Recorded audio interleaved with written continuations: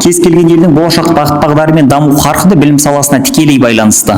Білім салтанат құрған ел өркениеттің орталығы болмақ. Сондықтан жаһан жұртшылығы өскелең ұрпақтың білімі мен тәрбиесіне айрықша назар аударып, көңіл бөліп келеді. Елімізде аталған саланың дамуы үшін ауқымды бастамалар қолға алынып, жүзеге асырылуда. Аманат партиясының өзгерістер жолы әр азаматқа лайықты өмір атты 2021-2025 жылдарға арналған Шымкент қаласы бойынша сайлауалды бағдарламасын жүзеге асырудың жол картасына білім саласындағы өзекті мәселелерді шешетін тармақтар енген. Осы орайда аталған индикаторларға жетекшілік ететін Шымкент қаласы мәслихатының депутаты Дария Қожамжаровамен тілдесіп, атқарылып жатқан жұмыстар жайымен танысып қайттық. Мынау өзіміздің сайлауалды бағдарламамыз бойынша мен білім саласына жауаптымын.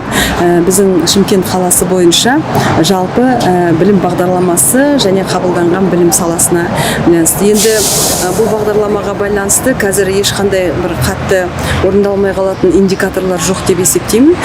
Қазіргі таңда бізге депутаттық сауалдар арқылы мысалға 3 мектеп күрделі жөндеуден өтті, 2 балабақша және 1 колледж. Оған жаңағы ақша бөлінді, осы арқылы жұмыс жасап жатыр. Енді екінші бір осы жылғы біздің алдымыздағы мақсаттардың бірі мынау дуалды оқыту жүйесін дамыту болатын.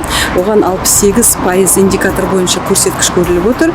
Жалпы білім бағдарламасына сәйкес оларды қайтадан жаңа бағытқа көшу мәселесі және переквалификация дейміз ғой, повышение квалификации, өзін-өзін жетілдіру, мамандардың өзін-өзін жетілдіру мақсаты. Оған да осы сессия кезеңде біз біраз қаржы бөлдірдік, оған себепші болдық, осы мәселелер көтеріліп жатыр.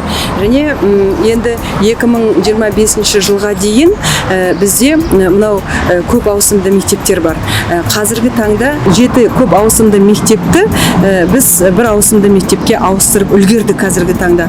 Оған да депутат ретінде жаңағы қаржы бөлу мәселесіне тікелей араласып, осы мәселені жаңағы индикатордағы көрсеткішке сәйкес жұмыс жасап жатырмыз.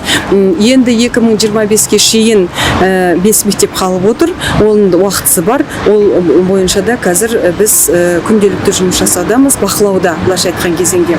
Ал енді жаңағы күрделі жөндеуден өткен балабақша менен колледж жұмысын мынау партиялық бақылау арқылы мен өзі Шымкент қаласы бойынша КПК деп айтамыз, партиялық бақылау комитетінің төрайымымын.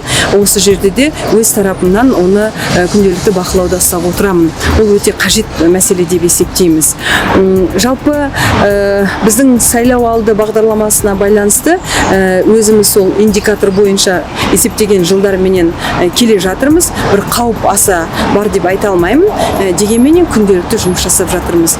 Халық қалаулысы өзі жетекшілік ететін тармақтарды ұдайы бақылайтынын айтты. Бұдан бөлек күні бүгінге дейін 52 қоғамдық қабылдау өткізген.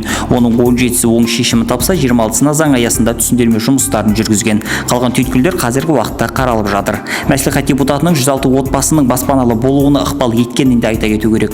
Осыншама игі бастаманың басы-қасында жүрген халық қалаулысы өзі жетекшілік ететін индикаторлар бойынша жоспардан кешігу фактілерінің жоғын айтады.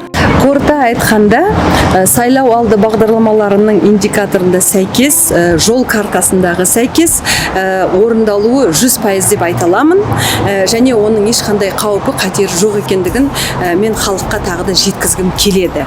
Ал бірақ болашақтағы болатын жұмыстарымыздың барлығы ол күнделікті өзіміздің қарауымызда болып отыр. Яғни динамика бар деп айтқым келеді.